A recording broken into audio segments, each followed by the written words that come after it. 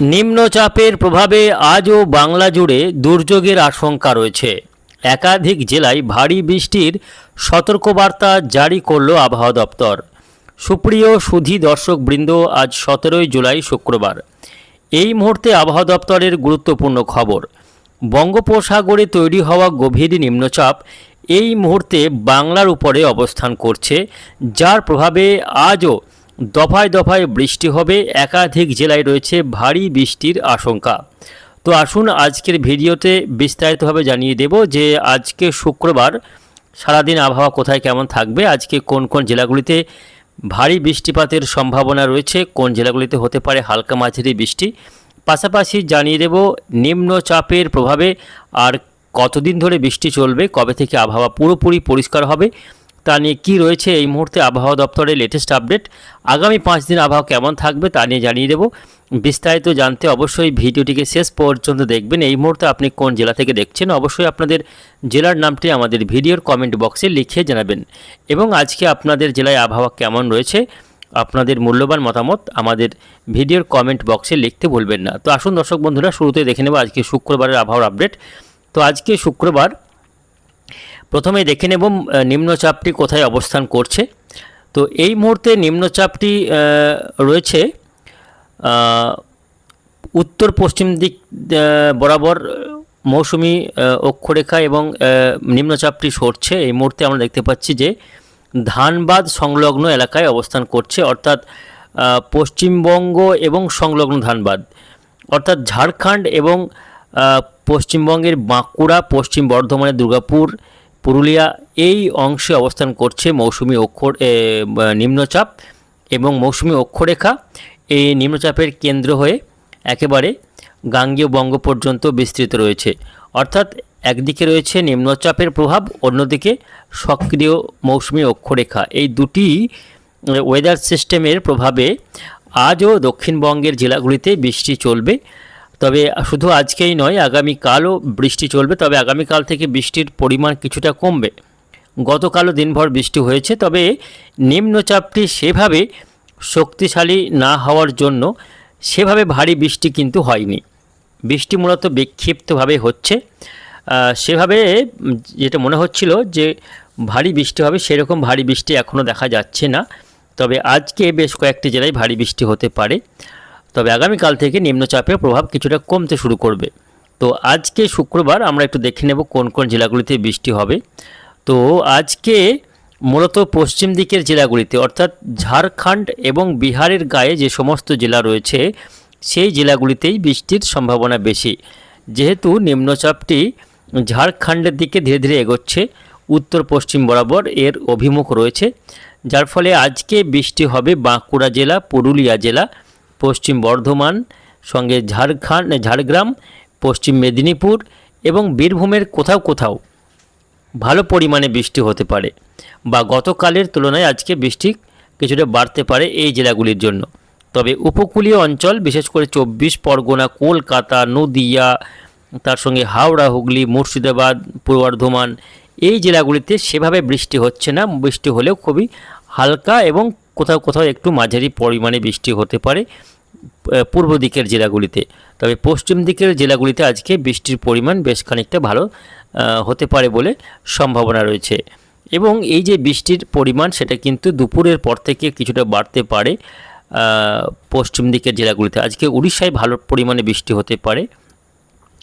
এর পাশাপাশি বৃষ্টি উত্তরবঙ্গেও রয়েছে। উত্তরবঙ্গের আলিপুরদুয়ার, কোচবিহার, জলপাইগুড়ি, দার্জিলিং, কালিম্পংয়ে হালকা মাঝারি বৃষ্টি হবে। মালদা, দিনাজপুরে হালকা বৃষ্টিপাতের সম্ভাবনা রয়েছে। এদিকে বাংলাদেশের রংপুর, ময়মনসিংহ, সিলেটে হালকা মাঝারি, ভারতের মেঘালয়, আসামেও হালকা মাঝারি বৃষ্টি আজকে লক্ষ্য করা যাবে। তো এই রয়েছে মূলত বৃষ্টির সম্ভাবনা। যেহেতু নিম্নচাপটি সেভাবে শক্তিশালী হতে পারেনি, তার ফলে খুব একটা যে ভালো দিনভর চলবে ঝমঝমে বৃষ্টি, ভারী বৃষ্টি সেরকম বৃষ্টি কিন্তু নেই। মূলত হালকা বিক্ষিপ্তভাবে কোথাও কোথাও একটু 2-1 পশলা মাঝারি এবং ভারী বৃষ্টি হতে পারে, যদি সব জেলায় ভারী বৃষ্টির দেখা পাওয়া যাবে না। দেখে নেব আগামীকাল আবহাওয়াতে কেমন পরিবর্তন। আগামীকাল হতে হতে নিম্নচাপটি আরও পশ্চিম দিকে সরে গিয়ে বিহারে প্রবেশ করবে, যার ফলে বাংলাতে আবহাওয়াতে বেশ খানিকটা উন্নতি চোখে পড়বে।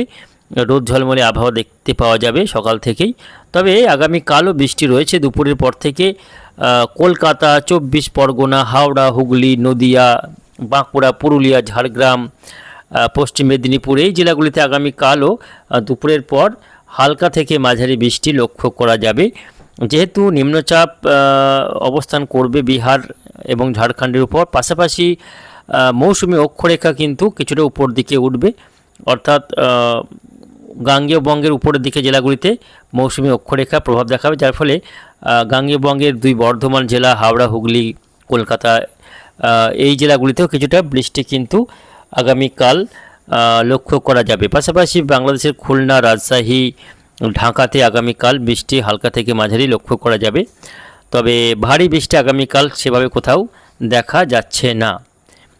শনিবার অর্থাৎ 19 জুলাই দক্ষিণবঙ্গে অনেকটাই আবহাওয়া পরিষ্কার হয়ে যাবে, যেহেতু নিম্নচাপটি আরও পশ্চিম দিকে সরবে। তবে উত্তরবঙ্গে বৃষ্টি বাড়বে, যেহেতু মৌসুমি অক্ষরেখা আগামী 19 তারিখ শনিবার দিন উত্তরবঙ্গের দিকে উঠে যাবে। উত্তরবঙ্গে প্রভাব দেখাবে, দক্ষিণবঙ্গ ছেড়ে উত্তরবঙ্গে উঠে যাবে মৌসুমি অক্ষরেখা, যার ফলে আগামী 19 তারিখ থেকে ভারী থেকে অতি ভারী বৃষ্টি উত্তরবঙ্গের আলিপুরদুয়ার, কোচবিহার, জলপাইগুড়ি, দার্জিলিং, কালিম্পং এই জেলাগুলিতে আগামী 19 থেকে ভারী বৃষ্টি শুরু হবে। তবে দক্ষিণবঙ্গে বৃষ্টি অনেকটাই কমে গিয়ে আবহাওয়াতে উন্নতি হবে শনিবার থেকে, এবং উত্তরবঙ্গে দুর্যোগ বাড়বে। উত্তরবঙ্গে ভারী থেকে অতি ভারী বৃষ্টি লক্ষ্য করা যাবে 20 তারিখ। সেক্ষেত্রেও দেখা যাচ্ছে যে দক্ষিণবঙ্গের বৃষ্টির পরিমাণ কমে গিয়ে আবহাওয়া পরিষ্কার হবে। তবে বৃষ্টি যে একেবারেই হবে না তা নয়।